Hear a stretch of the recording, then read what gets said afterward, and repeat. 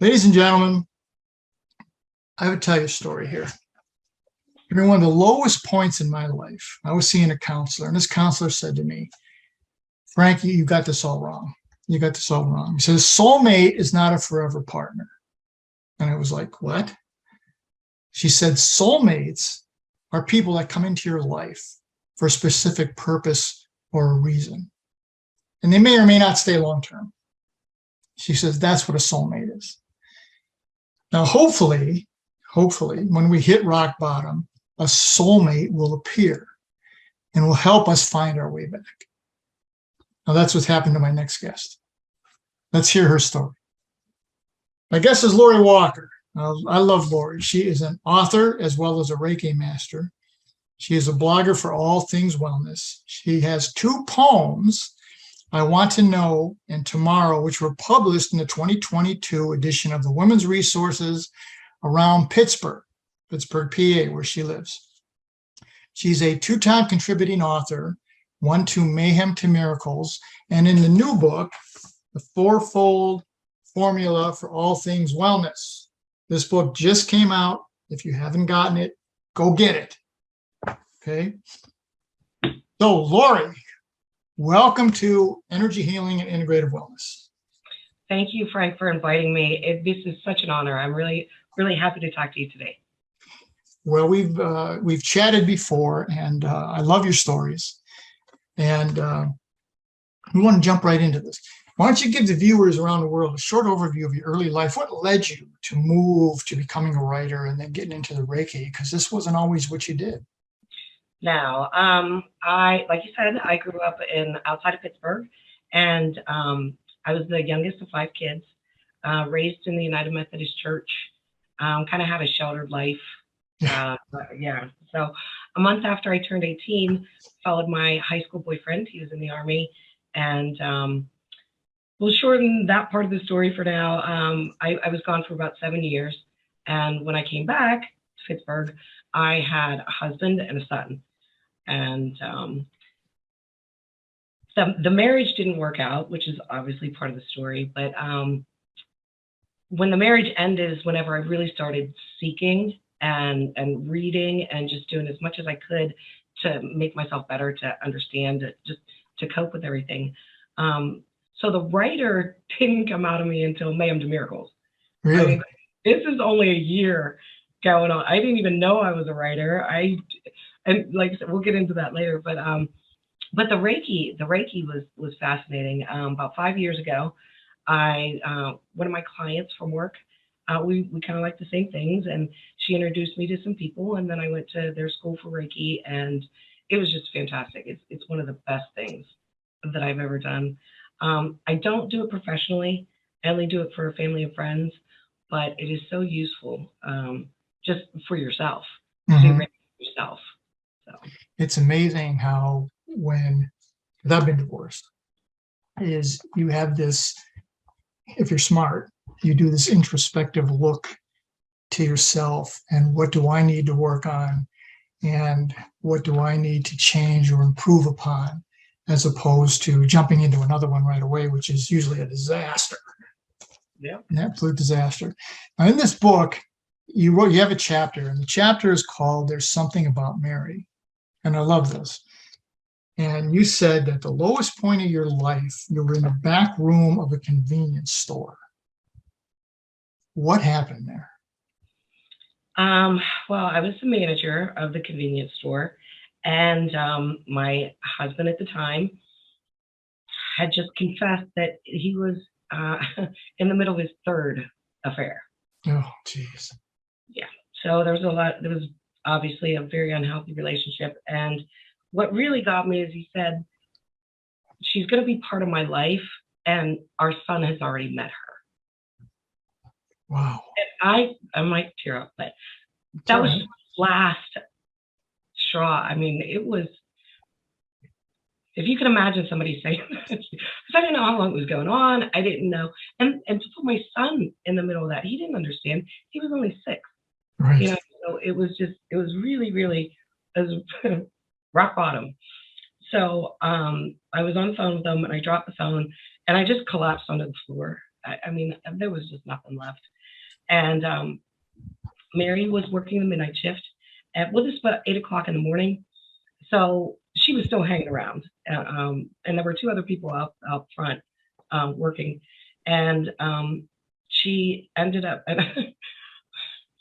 it was loud. I didn't mean for it to be loud, but I remember thinking if pain could make a sound, that was it. It was just this horrific, it was like, it was unnatural. Mm-hmm. It was really, really deep. So Mary came back, and at the time I didn't really know her. I had just hired her. She had only been working there a few weeks. So I'm like, I don't understand why you're coming back here, but she did. And she came to me and she said, get up. And I said, I can't move. And she dragged me to my feet. She pushed me against the wall, and I'm crying. And she says, takes my face into her hands, and she said, you're going to be stronger and more beautiful than you ever imagined. Do you understand me? And I'm going, why? Why would you help me? You don't even know me. And she said, because I've been there. So that was the beginning of our friendship, of our 20-year friendship. And it's been quite the ride. So what was it that Mary, what attracted you? When after that come to Jesus discussion there, yeah. What was it that attracted you to her, that she brought you out of your shell? It was more like we needed each other, because the love of her life passed away. She was a widow, and she couldn't sleep, and that's why she was working the midnight shift. And she had that void. She needed somebody to pour her heart into, and I needed somebody to help me just cope, So she was just so confident. I mean, she wasn't going to take anything from anybody. There was all this just a grace around her too. It wasn't like a mother-daughter relationship. We were still friends, but she was 20 years older than me. So, we were the most unlikely duo that you could ever imagine. I mean, it was fantastic. It made for quite a lot of fun stories, but sometimes we just need that individual, that soulmate, to grab us and pull us. And I don't want to go there. Well, too bad. We're going anyway. We're going to go do this. You have to get out. You have to continue to start moving forward with your life. Now, some of the statements you put in the book that Mary said were crazy. I love them. I think one was, women should feel comfortable whether they're in a country club or in a pool hall. Okay. What impact did a statement like that have on you? Well, let me paint a picture, Mary. You read it in the story, so it'll help with the visual. Is when I first say, let me introduce you to the Queen, because that really is her legal name. Mary Queen is her legal name. Yes. So I think I'm going to paraphrase myself, but I said, she commands a room like Viola Davis, but she shines with the beauty of Halle Berry. And her wisdom is comparable to the Oracle from the Matrix. So she's just really, really funny. I mean, she's all these things wrapped up into one. So when she says, to be comfortable, whether in a country club or a pool hall, you can adjust, you can adapt to your environment. You just feel comfortable in your own skin that you can you can be yourself anywhere. Exactly. Now, you talked about your Chauncey's debut with her, and there was a big change in your physical appearance. What happened there? How did she pull you out of that shell? What did she do? Like you said, the funniest thing, the most of the story is it's sprinkled with Maryisms, funny things that she used to say. There are so many in there. One of the things that she would tell me a lot was, stop looking down, look up, pick your head up, and she would say, people are looking at you, Oh, that's one of the lines that she one of her sentences was, men don't want a woman who looks boring. Okay. Like you've gotta act happy to attract that. She would never let me wallow.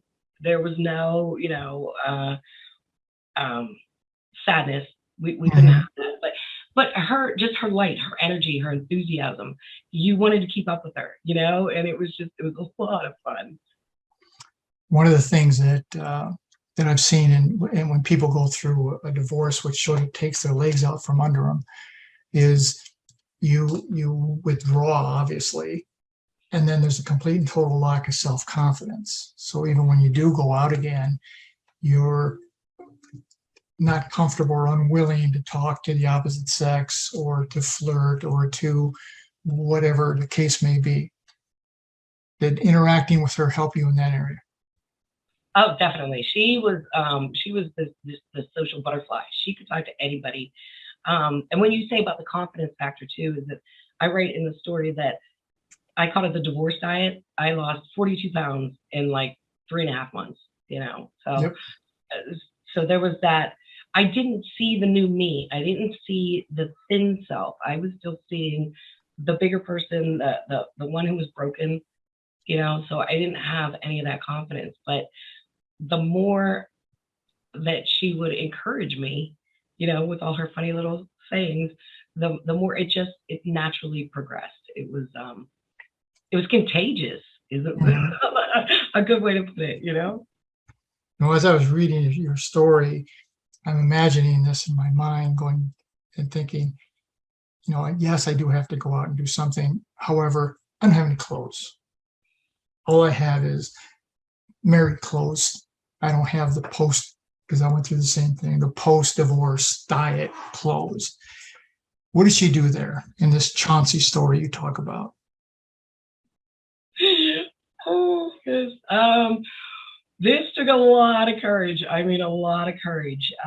So she had this black leather vest and these pants that had these crisscross type patterns on them. Mm-hmm. And I found these black suede boots. I mean, they were just, and they had good heels on. They didn't have a thin heel. They were, I wasn't going to slip and fall or anything, but yeah, she let me borrow her outfit. And to this day, I still have that same outfit in my closet. I don't quite fit into it like I did before, but hey, everybody has to have a goal, right? So, yeah, I kind of never gave those back to her. Mm-hmm. Well, now, I raised 2 daughters alone, and confidence is critical for women. And it's critical for men, but I think it's more critical for women, and particularly when you dress as you did there and you come out there, it's a change. You can see this change in the stature, in the attitude, in the way they look and smile, walk. The kids, a whole different vibe. Was that? Did you feel that when you put that on? Well, one of the funniest things, it's in the story, is and she would say this just it's not just at Chauncey's, but everywhere we went. Her line was, pretend you're on vacation and nobody knows you. You can be anybody that you want to be. While you're here, you can be anybody. You don't have to bring all that baggage with you or thoughts or anything. You're here to have fun. So that was one of the huge motivators. Now, how often pre-married did you dance on a stage? Never. No, we weren't doing that. No, that was not in the plan. As you read this story, folks, you see this metamorphosis occurring within Lori, and she's dressing and changing and dancing on a stage and flirting with people and basically reestablishing her life again, coming out of her comfort zone, coming out of the shell. Now, one of the things you wrote that I thought I just got a kick out of, you said you're out together with Mary and you met a guy, and I love how you described this man. You said he's Adonis. He's someone who could play the Greek god of beauty and desire. Tell us about that story. You're gonna make me blush, but it's okay. Actually, I called him the Adonis. The Adonis. Yes, I've always given people nicknames. even if I know their name, but it's always fun for me to just throw a nickname up. And I mentioned a couple nicknames in the story, but I wanted this one to be the best name of all, because you look at someone and of course, my self-esteem is in the ground. And I just looked at him and I go, wow, he looks like a movie star, like legitimately a movie star. And I'm like, wow. I'm like, oh, I'll never get to talk to him. He's way out of my league. I'm like, no, whatever. He's probably a jerk, You do all this rationalization. That's exactly what I did. And I'm like, I'll never talk to him. I'm not worried about him. But in the story, I end up talking to him, and we had a couple conversations here and there, and I'll leave some of the story to the imagination, but to sum it up, he and I are still friends to this day. This is 19 years ago that I met him. And the secret, I guess, is that we never said we're going to be in a relationship. We're going to be friends. No matter what, we're friends. There was not this expectation of, you got to love me forever and we're going to move in together and all that. It was never like that. We just always liked talking to each other. And, we hung out for a couple of years in the beginning. And then there was a 10-year span where we texted and things. But 5 years ago, right around when the Reiki came into my life, he came back into my life and he was having some issues. And he said, I just want to talk to you. I'm like, wow. And we've been hanging out ever since. So 5 years of that. I love that story. And it goes back to what this counselor told me way back when, the soulmate, we always had this, at least I had this image, this soulmate is somebody you meet and you're with forever and they're the love of your life and on and on and on. And it was almost like that shaking. No, that's not the case. Right. People come into your life for a reason. And then they may move on. They may come back again, but they may move on. And that's what I saw throughout your story with Mary, with the Adonis, and all the other names that you put out there. It's just life goes on, and you find these people who bring something to you. Yeah. Well, you brought that up. I'm gonna talk about it because there's a couple of nicknames, and three of them were real people. But I talk about Pat and Charlie. Pat and Charlie are your 2 feet. Okay, if you want to get somewhere, you got to walk, and you got to talk to Pat and Charlie. That's who Pat and Charlie are. And then Roscoe was her handgun that she kept in her glove box. We never had to talk to Roscoe, but there's just a million little Easter egg things in there in the story that are special. That mean right. So. And it's something we all do. We don't know somebody, we're in a new area, and we see someone, and then you put a label on them. And then that becomes an inside joke. And and sometimes you tell the individual, and sometimes you don't. Yeah. Now, one of the things that you wrote in the book that I thought was a great line was, when something that we thought was going to be in our life forever, and it ends abruptly, many people never recover. They don't, as you started. And then you said, you wrote, all endings are beginnings. We just don't know it yet. How did that shape your life going forward? It was obviously, Mary gave me hope, like that there was something. It's quite obvious. I don't know what I would have done without her. I don't know what my life would have looked like. I mean, it could have taken years. Everything could have ended up so differently, and it's just, the same as when one door closes, another door opens. It's kind of the same thing. But I think it's important that you still have to look for these things. You have to go out and find them. They're not going to just fall into your lap. I was lucky that I had somebody show me the ropes, and somebody who took interest in me and cared about me and wanted to make me better, more confident. So, but there are people out there, people like you, all the media partners.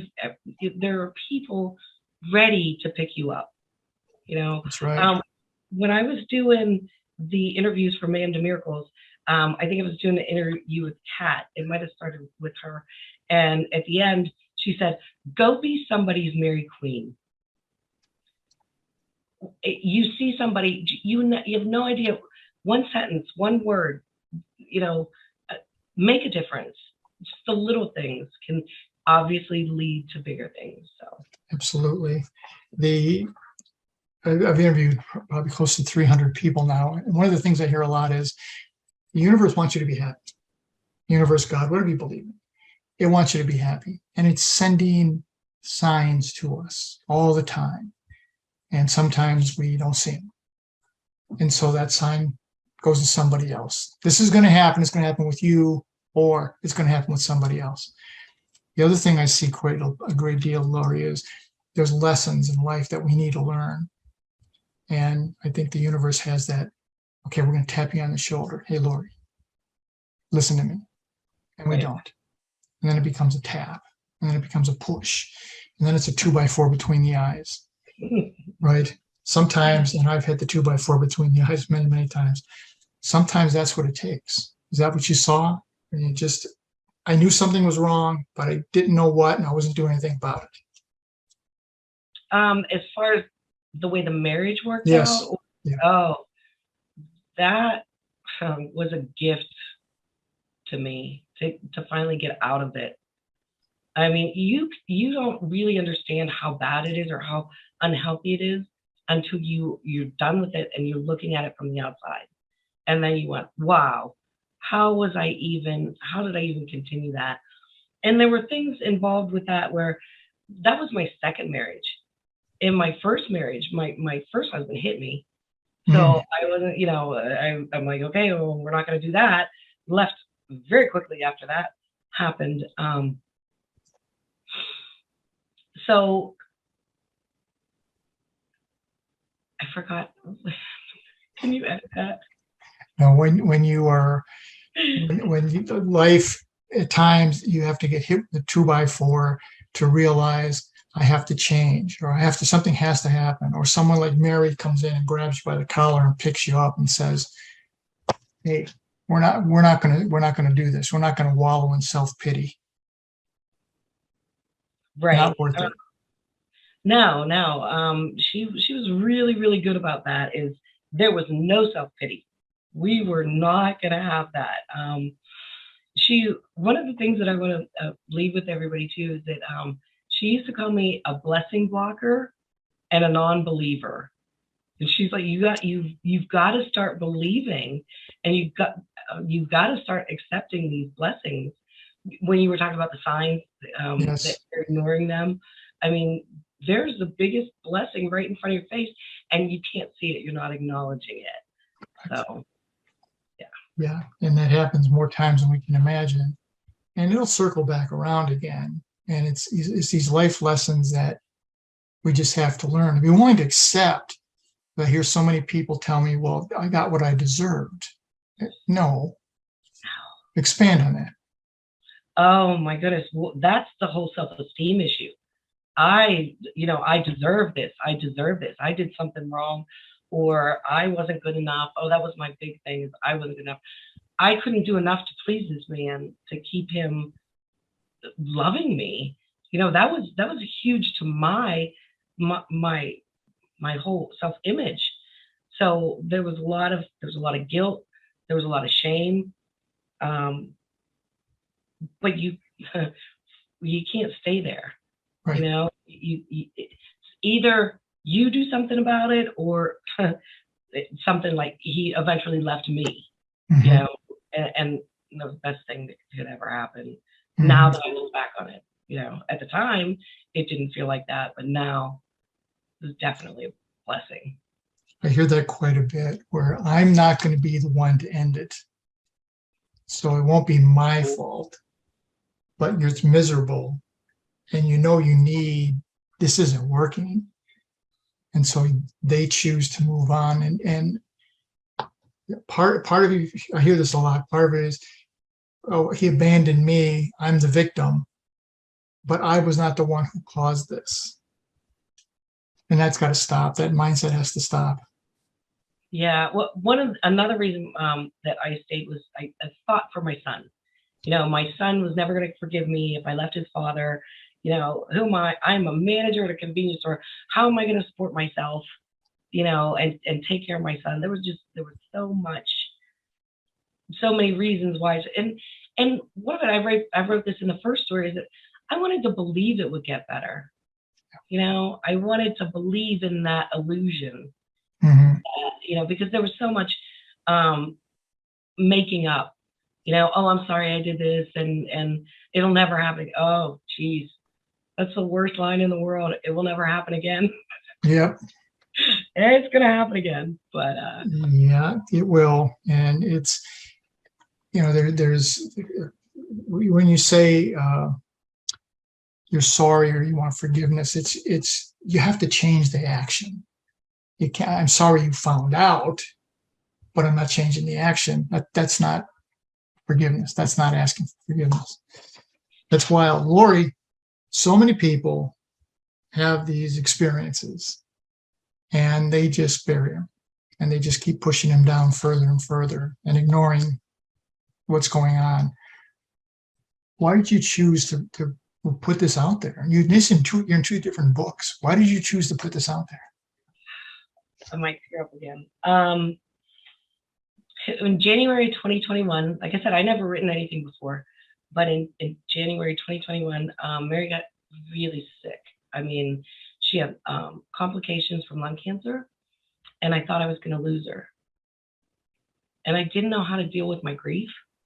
And then I saw a call for stories on Facebook for Man to Miracles, and I thought, I'm just going to write this story. I'm going to see if I can do it, but I'm going to write it for her, and I'm going to write it for me. And even if it's just the two of us that read it, then that's enough for me. I just never knew if I could write anything, but it was my tribute to her. This is what you've done for me. Nobody's ever going to know what you did for me, and why we were such good friends.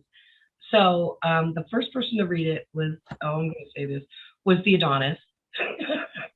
And he's like, maybe you shouldn't do this. Maybe you shouldn't do this. And I thought, well, let me get one more opinion. And a friend of mine, through my work connection, she's an editor. She's been in the business over 40 years. And I said, can you just read this and tell me if it's any good? Like, I just want to know, should I submit it? And she, later read a conversation about it. I'm going to be honest. She said, at first I didn't take you seriously. Like, I didn't, I was just going to be nice and whatever. But I sent it to her on a Monday night. And Tuesday morning, at 5 o'clock in the morning, she sent me a messenger voicemail. And she said, she lives in Tennessee. And she said, Lori, it's 5 o'clock in the morning here, and the sun's just coming up. And I read your story, and I'm crying. Mm-hmm. You have to publish this, because this will help women heal. And that was all it took. That's my wellness journey. That's why I went, I published the Man to Miracles. Why I wanted to show the flip side, our adventures. I wanted to show the full story. And, this was just a fantastic opportunity to do that. It's outstanding. Tell us about the poems. Oh, the poems. Well, the Women's Resources Around Pittsburgh is not out yet. It has some, it's gone through a little bit of some changes, but the first poem was, we'll talk about I Want to Know. I wrote that for a guy who was before the Adonis. And poetry, like I would write poems when I was in high school. Okay. And that was the first time. Like, I still didn't consider myself a writer. I just like to write poems because that way I could get everything out of my head. So that was about love. And I want to know about love. You caught me off guard. I wasn't gonna talk about them. I have them. They were published in what was called Women's Independent Press. They were, so I have the front page, and they're on my wall over in the kitchen, but I don't run over and get there. But tomorrow was about the divorce, and that one is pretty deep. I'm trying to think offhand something that I could give you from that. It's But okay. you get to read it in the women's resources around. It'll be coming out. We'll go get it and find it. Yeah, there will be a digital edition. So. It's very interesting how that evolves. My wife left, and I had custody of my two young daughters, and that was something that one of the counselors, the one who told me about the soulmates, also said, you should write about this. And I'm like, why the hell do I want to write about it? I lived through it. Why do I want to do it again? But my daughter said, yeah, Dad, you need to. And it's not autobiographical by any stretch of the imagination. It's a story. And it was amazing how much it forces you, by writing this, to think back, to recognize what occurred and maybe why it occurred, and that you're never going to let it occur again. And you do come out stronger, and you do come out more confident, and life gets better. And you thought your life was going to be this, major detour. Hey, my life now is a hell of a lot better. Is that what you found? Absolutely. Mary would say, one of the things she said to me was, many things, was, Lori, you're going to make your mark in this world. I can feel it. And I'm like, just stop it. You're just trying to be nice. Like, don't even worry about it. She's like, no. She goes, I watch you and I listen to you, and someday something big's going to happen for you. And I go, yeah, whatever. And so the fact that the first story was published, it's us. It wasn't about me. It was us together. So I like that part of it. But she was right. She was right. I did get stronger and more beautiful because I didn't give up. You know? Exactly. And you have that inner belief in yourself, and confidence is beautiful and confidence is sexy. And that's just something that happens when you feel good. Lori, how can people reach you? I am a blogger for all things wellness. That was an invitation that I didn't expect either. Whenever I submitted the story to Peggy, she was like, why don't you come blog for me? I go, I'm not even a writer. She goes, yes, you are. Go on, just try it. So you can check out Peggy Williams' website, All Things Wellness. There's a tab for guest bloggers. There's 7 of us right now. 2 more are coming aboard. And then, of course, Peggy has her own blog. So that's really, really fun. It's really exciting. I'm on Facebook. It's Lori J. Walker, but I'm tagged on with a lot of you guys. So, yep. Yeah. Excellent. And this latest book, again, 4-fold formula for all things wellness. I think there's 43 contributing authors in here. There's stories that impact, because wellness impacts all kinds of different things. It's your heart and your soul and your mind, your body, spirit. And these stories will touch on that. So if you haven't got the book, folks, go get it. Go get the book. So, Lori, we're just about out of time. What last words do you want to leave with the viewers around the world today? Share your story. Talk to someone. There are, I said this before, there are people that want to help you. One of the things that I learned too is that how much I healed. There was so much trauma, things that I had forgotten about. And whenever I was doing the interviews for Man to Miracles, it was rough. I mean, I had to really peel back layers, but it was so good for my healing. You know, it was very obviously cathartic, but it was part of my healing. And what I got the most out of this is that the relationships, the friendships, the collaborations, the support is overwhelming in the 4-fold author community, with the media partners. It's about those personal relationships that you make with people that are going to make a difference. And it all comes down to relationships. Everything revolves around a relationship.